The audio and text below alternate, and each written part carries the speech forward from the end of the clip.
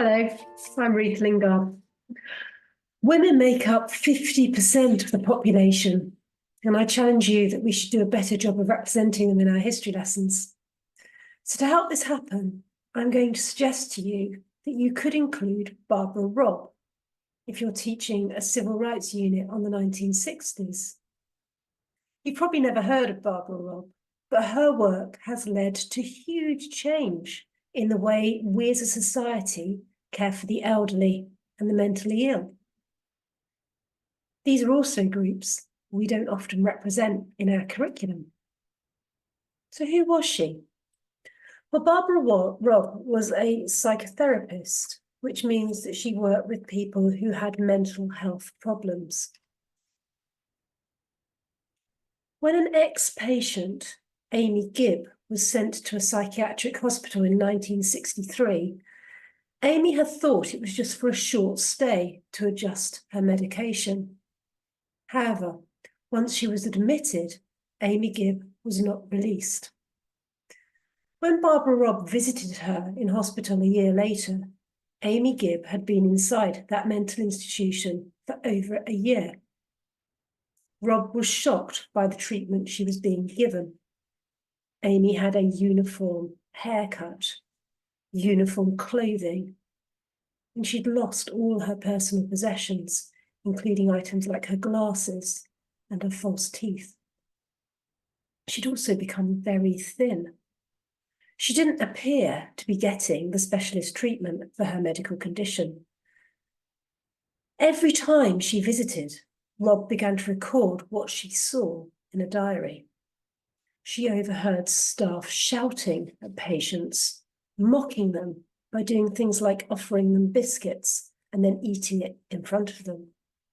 Robb said, "I felt that I should never have another easy thought unless I did everything I could to try to right this situation." So Robb established a new society to campaign for the rights of elderly in hospital. She sent her diary to the Minister of Health, but it was ignored. Robb refused to give up. She worked day and night to get publicity for the cases of elderly people locked away in hospitals. In 1967, Aegis, the society Robb had started, published a book. It included Robb's diaries and chapters by social workers and nurses.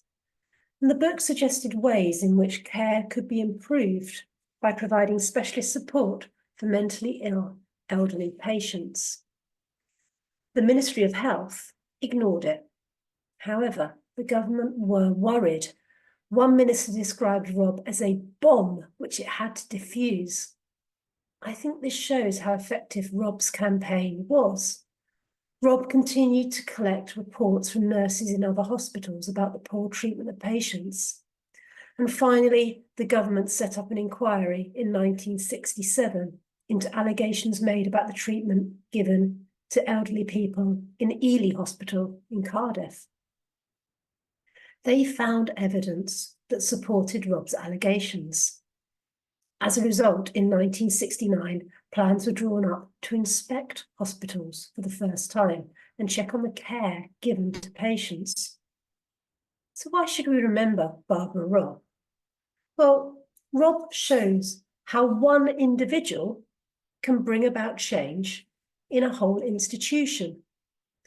As a result of her suggestions, efforts were made to try to return more elderly people into the community and care for them there and offer them specialised treatment, rather than shutting them away from society. Robb also made it easier to hold authorities like the NHS to account. It became easier to raise complaints about treatments given in hospital if they didn't meet a certain standard. Many of these changes, however, were incredibly slow in coming about, and Robb died long before the first mental hospitals began to be closed down. However, she's very much part of that 1960s challenge to the status quo and those demands for equal rights for disadvantaged groups.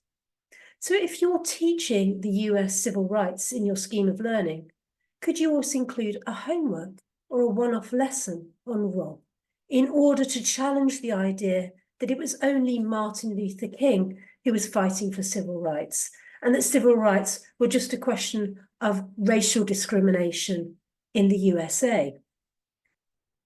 Please do let me know if you can include it. I'd love to hear your stories. Thanks for listening.